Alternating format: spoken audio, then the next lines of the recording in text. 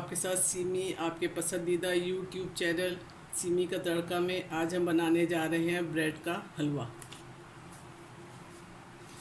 अब इसमें जो अज्जा लिए हैं उसमें मैंने 5 ब्रेड इस साइज़ की लेके उसको तोड़ लिया है हाथ से। 2 इसमें अंडे हैं, 2 अदद, थोड़े से गार्निश के लिए बादाम पिस्ते, 1/4 कप घी है, आधा कप चीनी और 4 टेबलस्पून सूखा दूध, फुल क्रीम है, ये कोई भी आप ले सकते हैं। 3-4 इलायची इसको मैंने पीस लिया और 2-3 मैं ऐसे डाल दूँगी और थोड़ा सा जर्दे का रंग। अब हम शुरू करते हैं हलवा बनाना। पहले मैं एक पैन में घी डाल दूँगी, फिर थोड़ा सा बचा लूँगी अगर ज़्यादा हो तो। फिर साथ ही मैं इसमें इलायची शामिल करूँगी, इसको मैं थोड़ा खोल लूँ और जो पिसी वाली है मैं इसके अंडे में डाल दूँगी। अभी थोड़ी सी खुशबू आने लग जाएगी।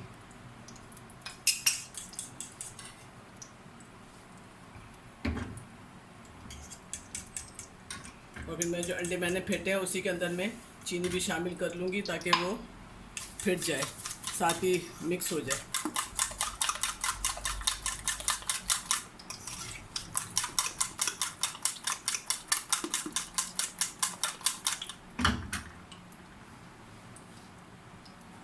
अब इसमें खुशबू आने लग गई है इलायचियों में। अब मैं ये साथ ही ब्रेड शामिल करूँगी।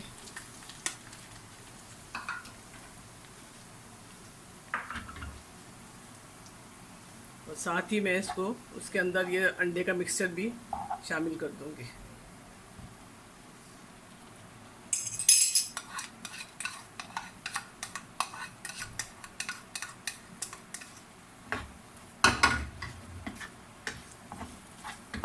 इसको हम थोड़ा चलाएंगे।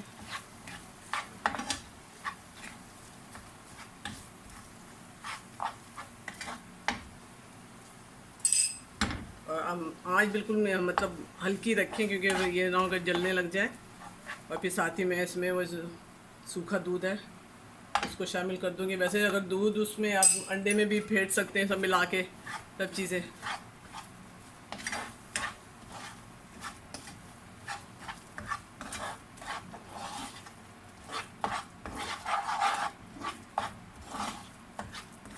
बहुत जल्दी बन जाता है ये हलवा और बहुत मज़ेदार होता है।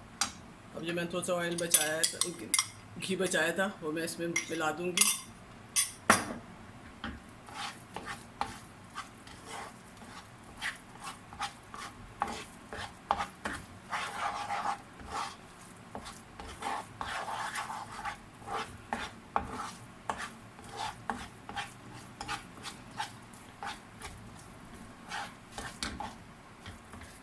बस 3 से 4 मिनट बस बनाएंगे इसको। जब देखें चीनी ज़रा मिक्स हो गई है, सब कुछ यकजान हो गया है, तो बस फिर आप इसमें थोड़े से बादाम पिस्ते मैं ऐसे डालूँगी। और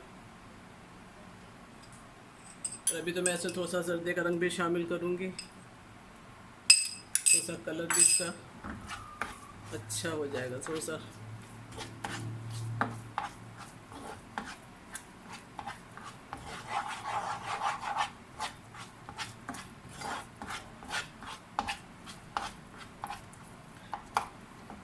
वैसे 6 ब्रेड इसके लिए बहुत होती हैं, मेरी तरफ से बड़ी थी तो मैंने 5 डाली हैं। वैसे 6 ब्रेड 2 अंडों के लिए सही होती है।